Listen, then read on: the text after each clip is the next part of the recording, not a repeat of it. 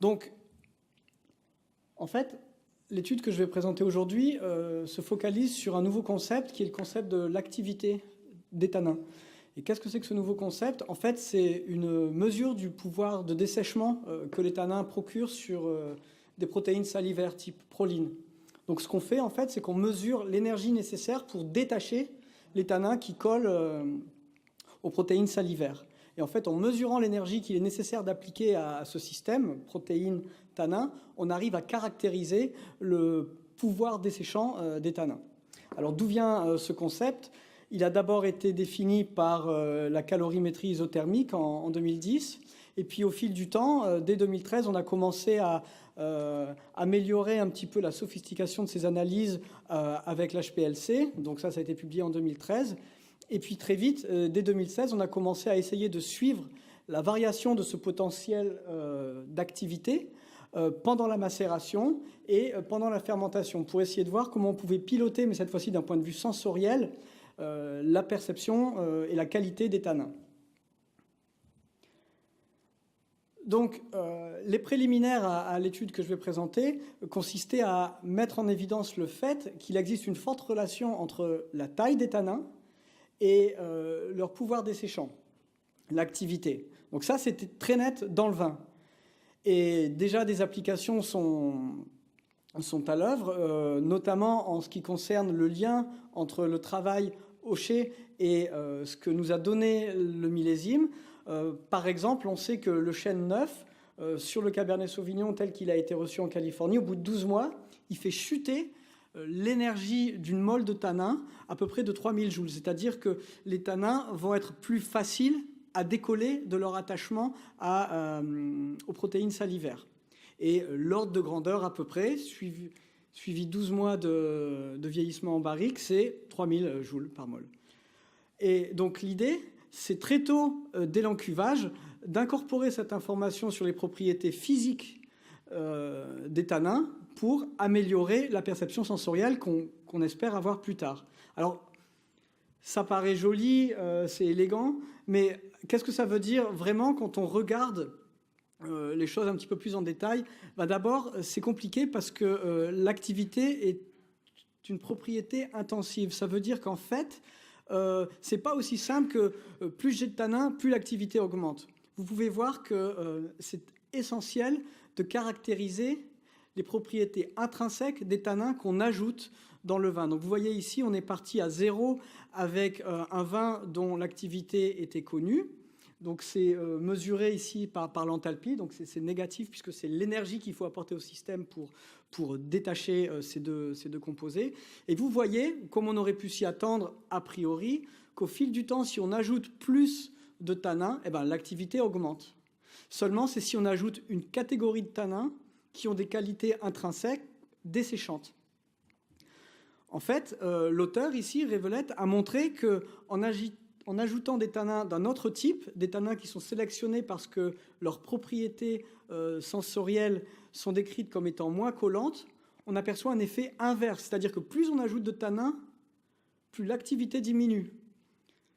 Donc ça veut dire qu'il va falloir qu'on se penche sur la qualité du tanin au même titre qu'on va se pencher sur la concentration du tanin. Et vous voyez que la nature du tanin va permettre de jouer sur les perceptions physiques, sensorielles de ces tanins, sur un ordre de grandeur de 3000 joules par mol à nouveau. Donc on retrouve, juste en fonction de l'ajout ou du retrait d'un type de qualité de tanin, un ordre de grandeur qui est similaire à l'ordre de grandeur qu'on obtient au chai. Ajoutez à ça d'autres résultats qui, au niveau chimique, permettent de faire le lien avec les propriétés sensorielles des tanins. D'abord, on a avec l'activité qui part de petite à grande, au départ des perceptions d'amertume, puis des perceptions de rondeur, puis des perceptions d'astringence, au fur et à mesure que l'activité augmente. Et ces perceptions sont liées à l'augmentation de la taille des tanins. Donc ça a été publié, et les plus récents résultats datent de 2013. Mais en même temps, on a observé que lorsque de la couleur était incorporée dans les tanins, la perception d'astringence diminuait. Donc, à la base de cette expérimentation, l'hypothèse que nous avons proposée était la suivante. Est-ce que l'incorporation de la couleur dans les tanins est en lien avec la distribution de la taille des tanins. Donc ça, c'est l'hypothèse qui nous a été suggérée par ces résultats œnologiques. Et on s'est dit, mais est-ce que ça arrive aussi sur le fruit avant même qu'il soit cueilli? Donc, à partir de là, on s'est associé avec le professeur Kennedy et un étudiant qui maintenant fait sa thèse sur ce sujet pour essayer de démêler un peu l'imbroglio, comment les anthocyanes, la taille des tanins, la pigmentation des tanins liés aux anthocyanes et en fin de compte l'activité varient au cours du développement de la baie, puisque ça a un impact direct sur le positionnement de la date de vendange. On voulait aussi acquérir une vision assez globale de ces changements en regardant simultanément, sous l'empreinte d'un seul millésime, comment des situations climatiques contrastées pouvaient amener une variation dans cette activité. Et enfin, dans la finalité de piloter un petit peu mieux cette réponse sensorielle du raisin, on a essayé d'utiliser en continu des données climatiques et des données physiologiques pour comprendre si c'était plutôt la physiologie ou plutôt l'environnement climatique qui déterminait l'impact sur la perception sensorielle du raisin. Et on va se focaliser ici, pour la simplicité de la présentation, sur l'extractibilité des tanins pelliculaires. Donc le design expérimental, ici je l'ai réduit juste sur la vallée de Napa. Donc vous voyez à chaque point jaune, on a ce qu'on appelle un smart point, c'est-à-dire une zone très confinée du vignoble où on empile tout plein de données. Des données sur l'accumulation d'azote, sur la transpiration de la vigne, mais aussi sur le démarrage de l'accumulation du sucre, sur le démarrage de l'accumulation de masse et le démarrage de l'accumulation de couleur. Et ensuite, sur ces mêmes placettes, on a systématiquement proposé le même protocole d'échantillonnage où en incorporant le côté de la vigne qui voit le soleil le matin et le côté de la vigne qui voit le soleil l'après-midi, et en se centrant sur un point au centre duquel on a une vision très précise des fluctuations de l'état hydrique, on s'est dit on va pouvoir essayer d'évaluer s'il y a des liens entre la physiologie et l'environnement climatique de la vigne et son impact sur les cinétiques du mûrissement de la baie. Donc les capteurs de flux de sève qui sont ici au centre de ces placettes de 100 pieds de vigne, voilà à quoi ça ressemble. Donc pour ceux qui ne connaissent pas, on entoure en fait une petite résistance chauffante sur une section du rameau, et en chauffant le rameau, on peut voir combien de quantité de chaleur est emportée de votre gauche vers la droite et convertir un déplacement de chaleur en un déplacement d'eau, ce qui nous permet de mesurer de manière assez précise le niveau de satisfaction des besoins en eau au cours du temps, sur un pas de temps en jour ou même sur un pas de temps heure. Et on a combiné à ça une méthode d'analyse des baies donc, qui est soit très classique, l'échantillonnage de 200 baies sur les métabolites primaires, mais également on a simulé des solutions hydroalcooliques dans lesquelles on a extrait les anthocyanes, mais aussi les 4 paramètres qui permettent de caractériser l'interaction que le tanin va avoir avec les protéines de la bouche. Donc la pigmentation, la taille, l'activité. Enfin, comme l'enjeu, c'était un petit peu de comprendre comment ce contexte climatique affectait ces réponses, on a essayé vraiment de faire un zoom pour booster les contrastes entre les situations. Donc ça, c'est le point que je voulais mettre en lien avec ce qu'a montré tout à l'heure David. Vous voyez qu'à Bordeaux, cette année, en moyenne, on était autour de 13,2 degrés d'oscillation entre le maximum diurne et le minimum, qui est souvent obtenu à la fin de la nuit. Et vous voyez qu'il n'est pas rare de voir en fond de vallée, là où on n'a pas cet effet d'inversion thermique, des amplitudes thermiques qui sont doubles de celles qu'on observe à Bordeaux. Donc la mission est accomplie, on a vraiment réussi à trouver des situations contrastées, et même sur le plan du déficit hydrique, vous voyez ici l'indice qui, en degrés jour, vous montre le niveau de satisfaction des besoins en eau de la vigne. Donc on regarde combien de photons sont interceptés par la surface foliaire exposée, et on regarde si la plante est capable de satisfaire cette demande climatique. Quand elle est capable, on atteint 100%, et puis quand elle est un petit peu moins capable, le niveau de satisfaction des besoins en eau diminue. Et vous voyez qu'ici, puisqu'on avait des compagnies de gestion du vignoble qui étaient très différentes, on a des situations comme la situation verte, où il n'y a pas de stress, où on fait même plus que satisfaire les besoins en eau de la vigne. À chaque fois que vous voyez une remontée, c'est une irrigation massive qui a permis de soulager le déficit hydrique. Puis vous voyez d'autres personnes qui sont beaucoup plus conservatrices dans leur approche de l'eau et qui imposent des stress, même en fin de saison. Et vous voyez que par rapport au début de la saison, autour de 500 degrés jour, quand le pic de développement de la surface foliaire a été atteint, on a, suite à la véraison, des niveaux de satisfaction en eau de la vigne qui sont de moins en moins satisfaits. Donc la conclusion de tout ça, c'est qu'on a vraiment obtenu des facteurs de variation très contrastés entre les sites, et ces facteurs sont le reflet des propriétés du sol qui sont différentes, qui affectent la réserve utile, du matériel végétal, des porte-greffes, de l'orientation des rangs, etc. Et qu'on a pu mesurer ces effets dans un indice intégrateur, qui est le suivi continu du déficit hydrique pour tout ce qui a trait à la physiologie, et pour ce qui a trait à aux conditions climatiques, il y avait une station météo à peu près sur chaque site. Donc maintenant, les résultats. Avant de vous dévoiler les résultats, je voulais prendre un petit pas en arrière et puis poser la question, comment pensez-vous que la couleur, mesurée en anthocyanes monomériques, répond et se combine avec les tanins? Moi, a priori, j'avais pas vraiment d'idée. En revanche, ce que je sais, c'est qu'en manipulant les grappages, en manipulant le niveau de pénétration de la lumière dans la zone où il y a les grappes, en manipulant le déficit hydrique et son timing, en manipulant le déficit azoté et son timing, on va moduler le ratio anthocyane sur monomère, tanin monomère. Mais en gros, la question c'est, OK, on manipule la couleur, on fait des pratiques pour en avoir un peu plus ou un peu moins, mais comment est-ce que ça va affecter l'incorporation de couleurs dans les tanins? Est-ce que quelqu'un veut faire une devinette? Non? Oui? Est-ce que vous pensez que ça va augmenter de manière linéaire?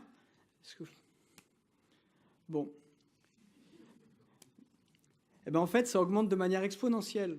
C'est-à-dire que tout incrément qui favorise l'accumulation de couleurs très très tôt va avoir un effet exponentiel sur l'incorporation de ces tanins dans de la couleur dans ces tanins. Alors, ce qu'il faut voir, c'est que c'est un graphique assez compliqué parce qu'il y a 3 types de méthodes HPLC qui permettent d'aboutir à ces résultats. Et vous voyez qu'on a projeté tous les points et on ne peut pas nier qu'il y a une relation très forte qui nous permet de dire que, quand ce ratio de couleurs augmente, ces tanins vont incorporer plus de couleurs. Alors, ça paraît évident une fois qu'on l'a montré. Ce qui était moins évident, c'était de savoir que c'était une relation exponentielle. Ce que ça veut dire qu'on a intérêt à miser sur la couleur si on veut maximiser la quantité de tanins pigmentés. Alors pourquoi les tanins pigmentés, c'est intéressant?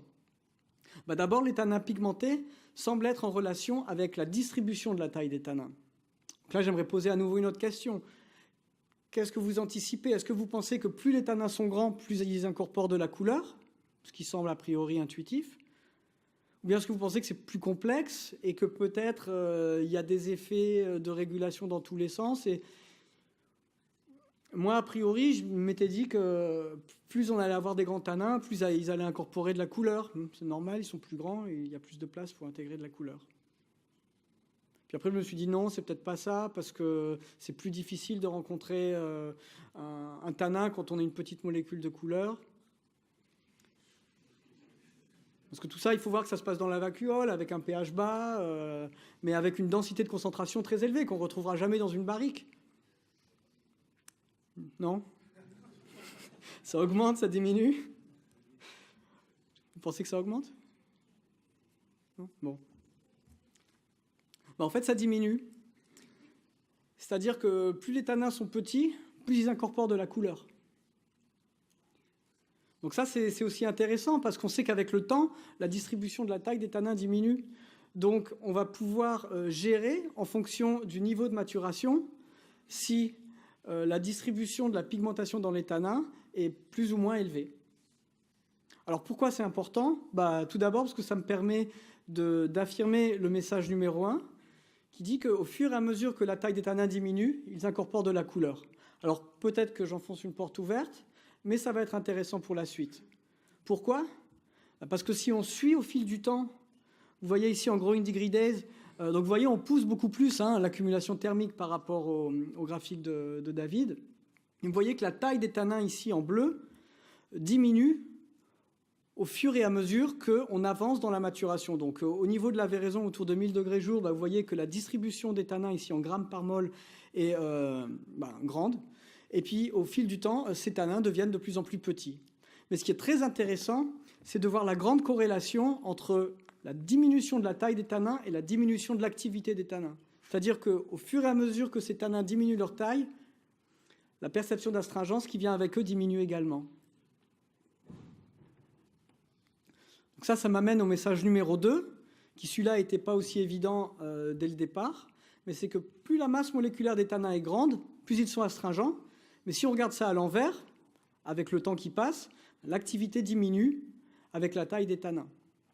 Donc à ce stade, on aboutit à une construction de conclusion qui est que, numéro 1, les tanins incorporent de la couleur au fur et à mesure que leur taille diminue, et l'activité diminue avec la taille des tanins. Donc, on se dit qu'effectivement, au fur et à mesure que les tanins se pigmentent, leur taille et leur activité diminuent. Donc ça a plein de conséquences sur le positionnement de la date de la vendange. Qu'est-ce qu'on attend finalement? C'est peut-être en partie aussi, au-delà des considérations aromatiques, on attend de modifier les propriétés physico-chimiques des tanins pour aboutir à des perceptions sensorielles qui vont être plus agréables. Donc c'est ça le message numéro 3, c'est que finalement, en suivant la couleur, on va affecter les propriétés physiques et sensorielles des tanins. Donc ça veut dire que finalement, suivre la couleur, ce n'est pas seulement utile pour la couleur. À travers la couleur, on a accès au niveau d'incorporation de la couleur dans les tanins, ce qui nous donne une information sur le degré d'astringence de ces tanins. Donc ça, c'était une conclusion qu'on trouve assez intéressante parce qu'on va se dire, maintenant, comment on affecte ce niveau de pigmentation? On sait qu'il va falloir analyser le moment dans la saison où l'accumulation de couleurs démarre, et puis ensuite regarder le potentiel tannique pour voir si la couleur est incorporée tôt ou tard dans ces tanins. Pourquoi? Parce qu'on sait qu'on va pouvoir moduler l'activité de ces tanins. Alors ce qu'on a fait, c'est qu'on a projeté tous ces points avec toutes ces trajectoires hydriques et toutes les conditions climatiques qui les caractérisaient pour essayer de comprendre, en composante principale, quel est l'effet du déficit hydrique sur les tanins. En fait, il n'y en a pas eu beaucoup. C'était assez étonnant de voir que le déficit hydrique affectait essentiellement le démarrage de l'accumulation en sucre et le démarrage de l'accumulation de la couleur. On n'a pas vraiment vu que le déficit hydrique modulait l'expression des tanins. Alors ça, c'était assez inattendu comme résultat, mais on est à nouveau dans des considérations qui montrent que le climat a tendance à dominer l'effet des pratiques, en tout cas sur le plan du déficit hydrique. Et quand on regardait toutes les différences entre les sites, ils étaient certainement différents, mais les critères les plus discriminants portaient sur la proportion de tanins pigmentés et sur la taille et l'activité des tanins. Donc, si j'essaie de résumer un petit peu ces nouveaux concepts, et puis on va les revoir dans la littérature, il y a une thèse qui est en cours, il y a plein d'autres analyses qui sont en train d'être faites sur le vin, et maintenant sur les techniques qui permettent de simuler comment les polyphénols vont être extraits dans des solutions qui simulent le vin. On va pouvoir un petit peu ajouter à la panoplie des œnologues des considérations physico-chimiques. Mais alors à quoi ça va ressembler quand on va projeter ça sur des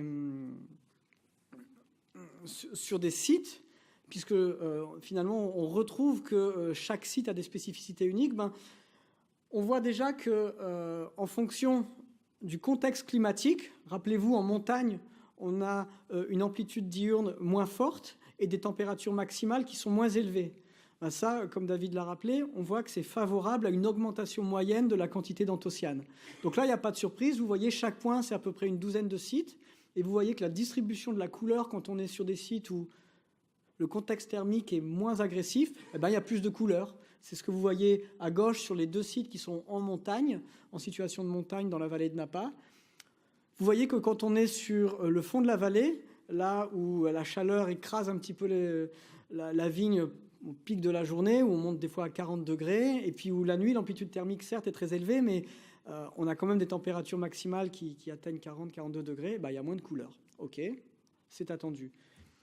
Donc si je suis le raisonnement logique, là où il y a moins de couleurs, effectivement, on constate que la pigmentation des tanins est aussi diminuée. C'est logique, on l'a vu, il y a une relation exponentielle entre l'accumulation de couleurs d'une part et l'incorporation de cette couleur dans les tanins d'autre part. Donc évidemment, ce n'est pas noir et blanc, il y a une petite distribution de part et d'autre de ces moyennes, mais la grande idée, elle reste là.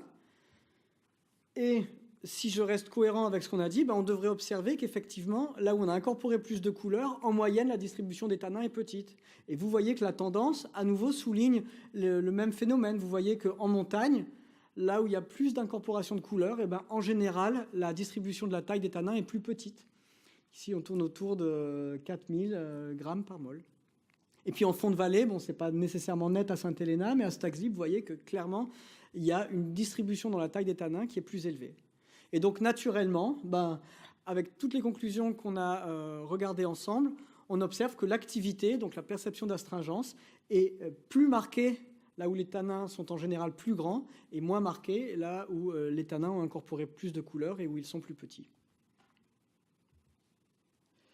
Donc en bref, pour résumer tout cela, ben, il y a deux types de leçons qui peuvent être emportées avec vous. D'abord, il y a des conclusions théoriques qui portent sur la pigmentation des tanins, qui est corrélée avec le rapport anthocyane monomère sur tanin. Donc regardez très vite, tôt dans la saison, ce départ de l'accumulation de la couleur, ça va vous donner une information.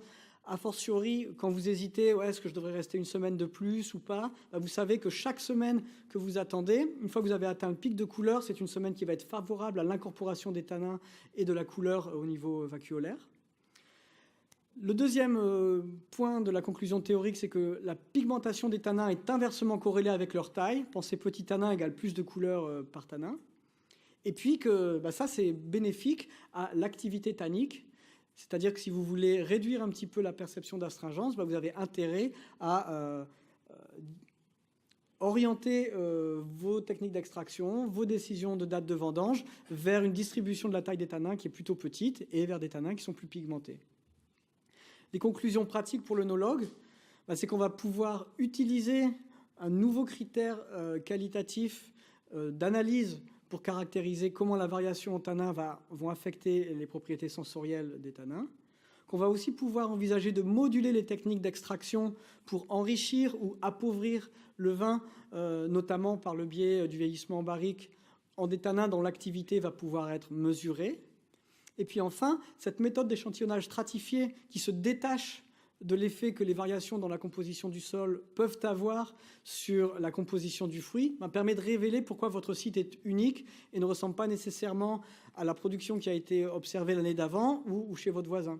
Donc ça, c'est un élément important pour avoir des placettes qui, d'une année sur l'autre, vont permettre de constituer un capital intellectuel de votre site. C'est là qu'on parle un petit peu de real estate, où on essaye d'optimiser finalement la compréhension du site en même temps que le foncier, c'est-à-dire d'ajouter une couche d'intelligence pour accompagner le meilleur management possible en fonction du millésime pour vraiment extraire le potentiel optimal du site.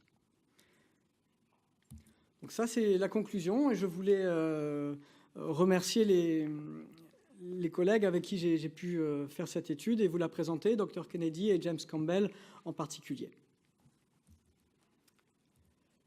Voilà, merci.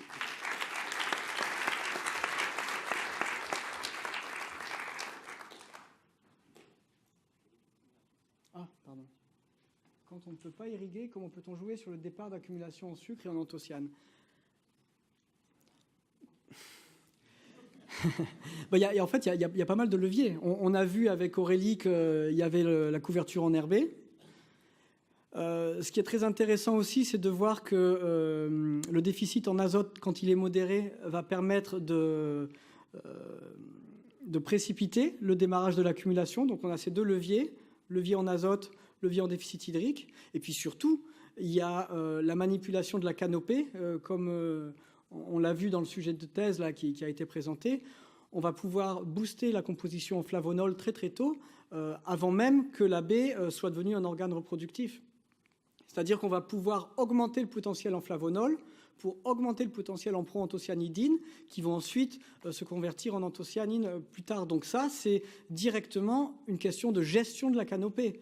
Est-ce qu'on va pouvoir peut-être ouvrir tôt dans la saison, c'est-à-dire avant le solstice, la canopée pour vraiment booster finalement l'exposition à la lumière des baies afin de booster le potentiel polyphénolique? Ça me paraît être une voie, surtout dans des situations comme Bordeaux où la lumière n'est pas toujours saturante, une façon très intéressante pour discriminer le potentiel polyphénolique. Donc voilà, là je viens de citer trois éléments. Il y a d'autres leviers. On peut envisager l'égrappage pour booster le potentiel tannique.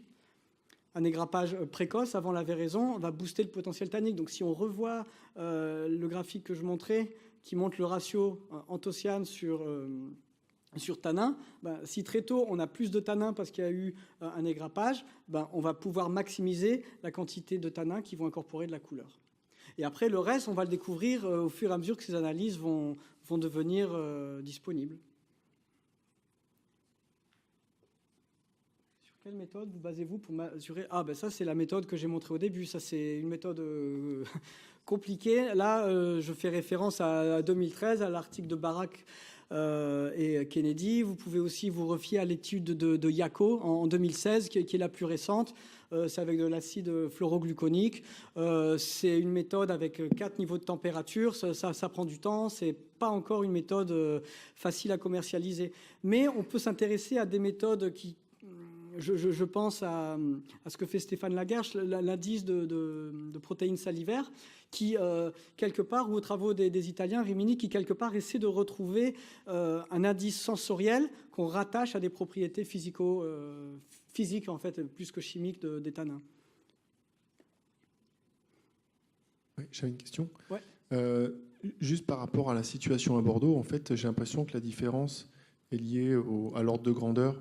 Parce qu'à Bordeaux, quand on voit que ce sont les millésimes avec le plus d'amplitude thermique, où on a le plus de couleurs, parce qu'on compare un millésime avec 13-14 degrés d'amplitude thermique, une forte amplitude thermique en phase de maturation, avec un millésime où on va être à 9-10. Donc dans ce cadre-là, c'est celui qui a le plus d'amplitude thermique qui présente le plus d'anthocyanes, ce qui n'est peut-être pas le cas quand on a des amplitudes thermiques qui sont de l'ordre de 30 degrés. Absolument, il y a un optimum. En fait, à Bordeaux, on serait plutôt du côté de la phase ascendante, alors qu'en Californie, on est déjà dans la phase de déclin. Donc l'optimum, il est certainement autour de 13-15 degrés. Je ne sais pas où est l'optimum, mais c'est bien de le souligner. C'est ça qui se passe, effectivement. Ouais. Et j'avais une autre question sur le graphique avec l'évolution de la taille des tanins au cours du temps. J'ai l'impression que tu ne parlais pas de la fin de la courbe qui remontait. Ah oui. Et il me semble que, en tout cas à Bordeaux, on ramasse sur cette partie-là, c'est-à-dire après 1600 degrés jour. Donc, par rapport à l'idée commune qui est que plus les tanins sont polymérisés et moins ils sont astringents, on est dans la dernière phase de la courbe. Et donc, dans ce cas-là, les tanins sont de nouveau de plus gros. Donc ça, c'est la question à 1000 francs. Hein. Le problème, c'est que quand on regarde l'accumulation de degrés jour, on est rarement... nous, on démarre donc au 1er mars, en base 10 degrés Celsius. Des millésimes où on monte à 1600 degrés jour, à Bordeaux, j'en ai pas vu, mais donc tu dois mieux savoir que moi. Nous, les cabernets sur le réseau, ils sont tout le temps ramassés à 1600 degrés jour. Bon. Il n'y a qu'en 2013 où on a dû les ramasser un peu avant, parce qu'autrement, ils auraient été récoltés. D'accord. Donc en fait, c'est un point très très intéressant. Donc on regarde le dernier point de la courbe à 1600 degrés jour. Moi, je ne savais pas qu'on atteignait souvent 1600 degrés jour à Bordeaux. C'est une nouvelle pour moi. Mais alors, ce qui se passe, et c'est là qu'il y a beaucoup de recherches qui est en train d'être effectuées, c'est qu'on pense qu'il y a une désolidarisation des cellules de la pellicule, où en fait la couleur qui a été retenue dans les parois cellulaires est relâchée à partir d'un certain niveau d'accumulation thermique. Donc en fait, tout l'enjeu du positionnement de la date de vendange, comme le souligne David, il va se situer entre 1500 et 1600 degrés jour si on se base uniquement sur le plan des propriétés physico-chimiques des tanins. Ça, c'est vrai. Mais c'est ce qu'il ne faudrait pas oblitérer, la dimension aromatique. Et comment les arômes répondent à cette accumulation de Goring-Diridae, ça c'est un autre débat qu'on aura peut-être dans le futur. C'est ce qui nous préserve encore un petit peu à Bordeaux, c'est qu'on peut aller assez loin sans avoir de dégradation aromatique. Certainement, et c'est pour ça qu'on voit dans les zones arides que de plus en plus de vignobles commencent à être plantés en hauteur pour retrouver ces amplitudes thermiques qui ressemblent à 15 degrés, 13 degrés, c'est sûr. Bon, merci. Merci Thibaut. Donc du coup maintenant je vais appeler chaîne service.